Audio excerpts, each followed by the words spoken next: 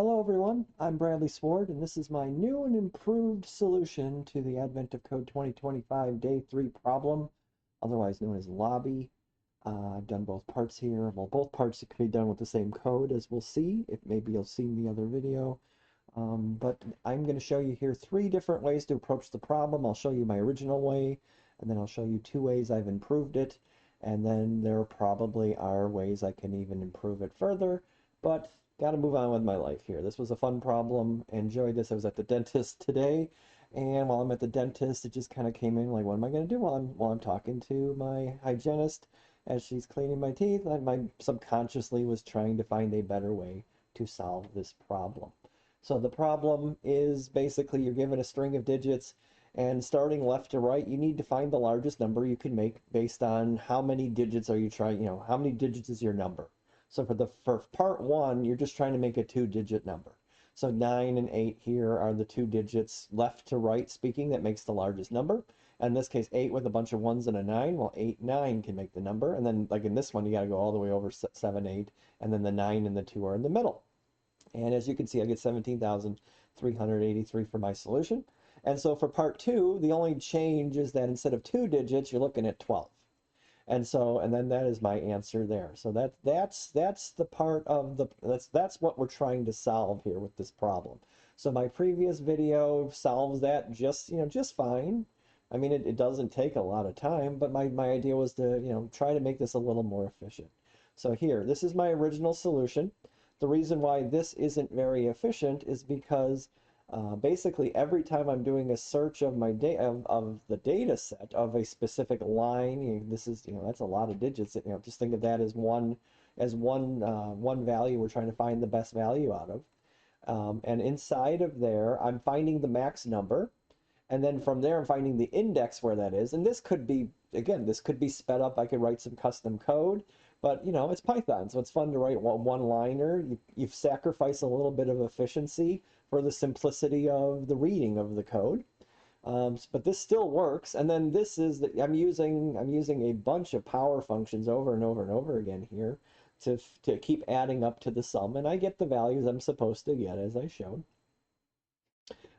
This could be a little more efficient, and definitely this could be more efficient right here. So then my second solution, or the second way I approached this, looks like this. And you're like, well, it's the same idea, but this time around, I'm adding a digit. I'm keeping track of like a 2-digit. Like, let's just say it was the 2-digit number. I'm keeping track of the best 2-digit number, but each time I'm adding the next digit along the line. So here is let's add a 3rd digit. Let's figure out, and then once we add a 3rd digit, we got to get rid of it. So like it's, so if the number was like 9, 7, and 2, you're like, well, I'm saying 9, 7, and the next digit in the number was a 2, where we're like, well, the 2 would go away. But if it was 9, 7, and 8, we're like, well, then the 7 should go away and the 8 should slide over. And I'm just trying to figure out, once I add a number to this, which one of the 3 digits is the one I need to remove. And that's what this while loop is handling right here. And if I find, and so as I'm going through and I find, let's just say it's something like this, the second I find that the number directly to my right is larger than the number that I'm looking at, that's where this is the number that needs to go. So in this case, the 8 needs to go and everything will shift over. And that's what this code does. And again, it doesn't matter how many digits you do, it just does that for however many digits you need. But the inefficiency here is that I'm doing a lot of appends and deletes. Every single time I'm adding something and deleting something from this list to get me to the same, answers. And so my third solution here is to, now I have some comments here just to see where I'm going with this, is to say, okay, I'm for whatever numbers here, let's just say I'm trying to do this line 192 here. I don't know why. Okay. So I go, well, here, let's just keep the first 2 numbers and say that's the best number, and then we're going to cycle through and iterate through here to figure out if anything's better than the 22. So the first 2 digits are going to be kept as the main number, and then everything after it is going to be iterated through 1 character at a time. So it's like for every line in the file, set up the first 2 digits as the best score, and then for all the remaining digits, see where if we have to shift. Now this is where the difference is. If I find out that the value that needs to be moved is in the middle somewhere, you know, or anywhere in the actual data structure itself, we'll get rid of it, and then we'll append the new one in. And then, but if we go through the entire list and we can't find one, well, then the only number that could possibly be the one that needs to be fixed up is the one on the end. And if it is the one on the end, we don't need to delete and append anything anymore. We just change the value there with whatever digit. And, you know, like this probably could be improved just a tiny bit more with an if statement instead of just using the max function, because, you know, this is setting all the time versus using the if statement to only change occasionally. So I feel like this could probably be improved a little bit too.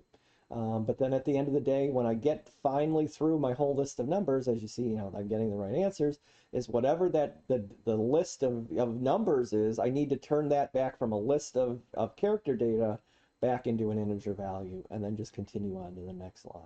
So again, I had some fun doing this. I definitely had a lot more fun doing this problem than the first two, just because it's just, I wanted to make sure I could do this in more linear time than, I don't even know, n squared or whatever my horrible algorithm was. It gets me an answer, but this time around I wanted to do better. So just wanted to share that with anyone who might find this interesting. So still looking forward. I got to, what, 10 hours and 16 minutes till day 4. Looking forward to that. Off to other things. Have a great day, everybody. Take care. See you in the next videos.